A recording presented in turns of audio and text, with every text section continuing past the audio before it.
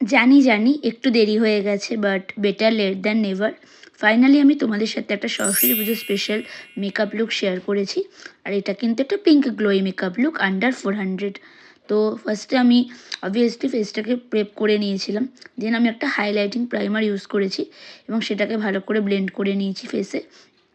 দেন আমি একটা dark concealer use করেছি আমার পিগমেন্টেশন, ডার্ক সার্কেল সেগুলোকে হাইড করার জন্য। তোমরা কিন্তু এর বদলে কারেক্টার ইউজ করতে পারো।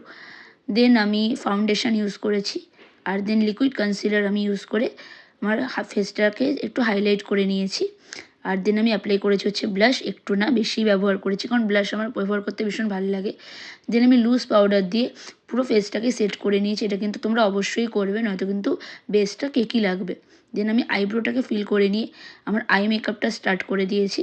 আর তোমরা দেখতেই পাচ্ছ কতটা গর্জিয়াস লাগছে আমার আই মেকআপটা। দেন আমি হোয়াইট কাজল অ্যাপ্লাই করেছি আজকে। আর মাস্কারা অ্যাপ্লাই করার পর তোমরা জাস্ট আই লুকটা দেখো কতটা এনহ্যান্স করে। দেন আমি লিকুইড হাইলাইটার অ্যাপ্লাই করে নিয়েছি, আর লিপটাকে একটু লাইন করে দেন আমি লিপস্টিক অ্যাপ্লাই করলাম এবং তারপর একটু লিপ গ্লসও অ্যাড করলাম। আর পুরো মেকআপটাকে আমি মেকআপ সেটিং স্প্রে দিয়ে সেট করে নিলাম।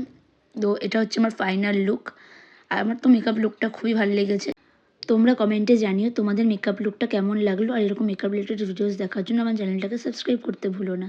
বাই, দেখা হবে পরের ভিডিওতে।